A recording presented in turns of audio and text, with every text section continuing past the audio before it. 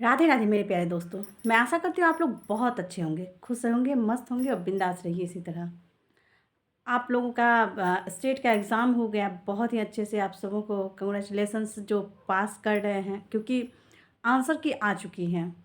Answer की आने के बाद आप लोगों को पता लग ही गया होगा कि आप लोग कितना मार्क्स ला रहे हैं और कितना और कौन कौन पास कर रहा है।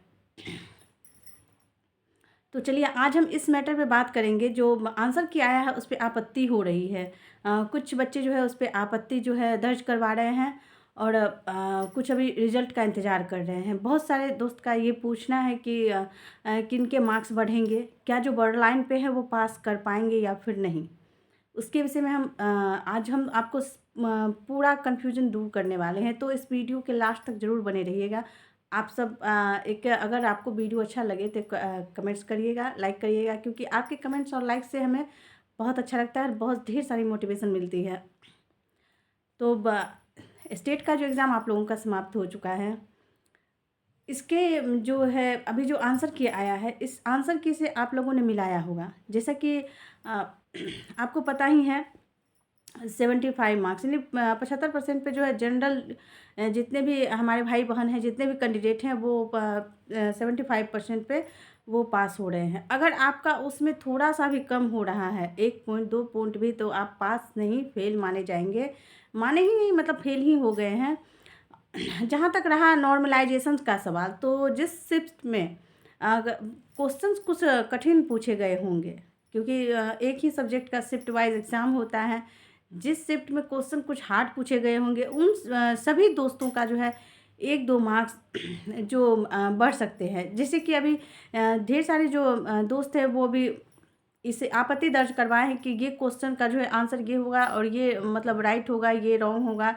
इस टाइप से जो भी दोस्त आपत्ति दर्ज करवाए हैं, तो अगर वो आयोग उस आंसर को सही मान लेते हैं जो स्टूडेंट बोल रहे हैं, तो उसका जो है बेनिफिट सभी दोस्तों को मिलेगा, सभी स्टूडेंट को मिलेगा। ऐसा नहीं है कि अगर हम फाइट कर रहे हैं, हम पे कर रहे हैं, तो सिर्फ मेरा ही मार्क्स बढ़ेगा, ऐसा कुछ भी नहीं है। सभी का उस शिफ्ट में उस आंसर का लाभ सबको मिलेगा और उसका 1 मार्क्स जो भी बनेगा वो सबको मिलेगा।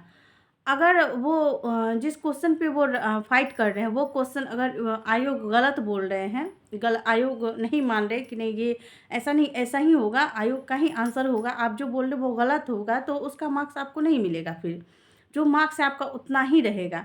और जिस जिस भी शिफ्ट में जैसे एक ही सब्जेक्ट का फर्स्ट शिफ्ट एग्ज़ाम हुआ, सेकेंड शिफ्ट भी हुआ। फर्स्ट शिफ्ट में जो है कुछ नॉर्मल क्वेश्चन पूछे गए हैं, सेकेंड शिफ्ट में कुछ जो है हार्ड क्वेश्चन पूछे गए हैं। तो क्या होगा, नॉर्मलाइजेशन करके इस शिफ्ट के जो है अगर जो भी हार्ड शिफ्ट वाले बच्चे हैं, अगर वो 1-2 मार्क्स से अगर पास नहीं कर पा रहे हैं, तो उसको नॉर्मलाइजेशन करके उसके मार्क्स को बढ़ाया जाएगा। अगर जो है जो नॉर्मल क्वेश्चन पूछे गए फर्स्ट शिफ्ट में, अगर उस शिफ्ट के बच्चे बहुत ज़्यादा मार्क्स ला रहे हैं और वहाँ उस शिफ्ट के बच्चे अगर 1-2 मार्क्स से फेल कर रहे हैं, तो उसको ग्रेस मार्क्स मिलना पॉसिबल नहीं है। क्योंकि हम तो एक ही नहीं 3-4 बार एग्ज़ाम दिए हैं, हम अच्छे मार्क्स से दोनों पेपर को पास किए हैं। तो हमने दोनों पेपर को जब मिलाया था तो देखा कि हमारे 2-2 मार्क्स जो है दोनों पेपर में नॉर्मलाइजेशन के बाद बढ़े थे। और हमारे जितने भी दोस्त थे, तो हमने जिनसे पूछा कि किसी के 2 मार्क्स घट गए थे, किसी के 1 मार्क्स घट गए थे। जो बॉर्डर लाइन पे थे तो कोई पास कर गए, जो बॉर्डर लाइन पे थे वो कितने सारे फेल कर गए। बट मेरे साथ ऐसा समस्या नहीं हुआ था। हम जो है ऑलरेडी मेरे अच्छे खासे मार्क्स थे, तो हमें इतनी टेंशन तो थी नहीं। फिर भी मतलब हमें जो जो मेरा अनुभव है, मुझे ग्रेस मार्क्स दोनों में 2-2 मार्क्स मिले हैं। और हमारे दोस्त को किसी को 1 मिले हैं, किसी को 3 मिले हैं, किसी को 1 भी नहीं मिले, किसी दोस्त का जो है 3-3 2-2 मार्क्स घट चुका है, 1 मार्क्स घट चुका है।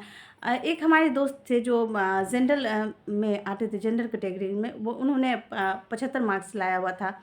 लेकिन उनका शिफ्ट कुछ हार्ड मतलब नॉर्मल था, तो उनका जो है सोचिए कि 25 मार्क्स सॉरी 25% जो होता है ना, वो जैसे कि 74.75 मार्क्स उसके आए। सोचिए कि उसका तो 70 मार्क्स ऑलरेडी बन रहा था, पर 74 पॉइंट कुछ मार्क्स आया और कुछ मार्क्स के लिए उनका जो है वो स्टेट रुक गया।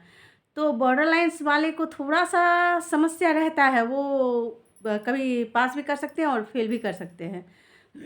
तो ये आप रिज़ल्ट के लिए इंतज़ार आप बॉर्डर मार्क्स वाले कर सकते हैं, पर जो आप बॉर्डर को अगर क्रॉस कर रहे हैं, जैसे 75 पे पास है तो आप 76 ला रहे हैं, 77 ला रहे हैं, 78 ला रहे हैं, 9 ला रहे हैं, 80 है, तो आप एकदम निश्चिंत रहिए, पूरी तरह से टीआरई 4 के लिए प्रिपरेशन के लिए लग जाइए। लेकिन बड़ी अफ़सोस के साथ ये कहना पड़ रहा है कि आप इस बार भी स्टेट में रह गए, तो बड़ी अफ़सोस की बात है। अगर आप अभी भी चाहते हैं कि नेक्स्ट टाइम स्टेट में पास करें, तो आप हमसे जुड़िए और जिनको भी जो भी नोट्स की आवश्यकता हो, जो भी हेल्प की आवश्यकता हो, हम सबकी हेल्प करेंगे, ताकि आप स्टेट में इस तरह से फिर से मायूसी हाथ ना लगे। हम चाहते हैं कि सभी भाई-बहन पास करें और अपना एक सीट गवर्नमेंट में पक्का करें। तो जिनको भी आवश्यकता हो, हमारे कमेंट्स बॉक्स में ज़रूर कमेंट्स करके बताइएगा कि आपको किस सब्जेक्ट की नोट्स चाहिए, किस टाइप की हेल्प चाहिए, जो मैं आपकी मदद कर सकूं। अभी तो आप स्टेट होने की संभावना बहुत कम लग रहा है, जब तक कि अब टीआरई 4 नहीं हो जाती, लेकिन फिर भी कुछ नहीं कहा जा सकता है। गवर्नमेंट क्या मंशा है गवर्नमेंट की, क्या वो करना चाहते हैं, ये तो वही जाने, क्योंकि 2 साल से टीआरई 4 अभी तक आ रहा है, अभी आ रहा है, ऐसा बोल रहे हैं। इस स्टेट को करवाने का उनकी मंशा भी नहीं थी, इसके लिए कितनी सारी धरना प्रदर्शन करना पड़ा, ढेर सारी यातनाएं झेलनी पड़ी स्टूडेंट को, तब जा कर के जो है स्टेट का ऑर्गेनाइजेशन करवाया गया, स्टेट का एग्ज़ाम लिया गया। तो अब नेक्स्ट टाइम तो अब देखते हैं कब आता है, पर बेस्ट ऑफ लक जो पास कर गए। हमारी तरफ से बहुत बहुत धन्यवाद, और आपका भविष्य उज्जवल हो। टीआरई 4 के लिए तैयारी करिए। जो भी आपकी समस्या हो, प्लीज़ प्लीज़ हमारे कमेंट्स बॉक्स में ज़रूर पूछिए, और हम आपकी सभी समस्याओं का समाधान ज़रूर करेंगे। धन्यवाद। राधे राधे। शुभ रात्रि।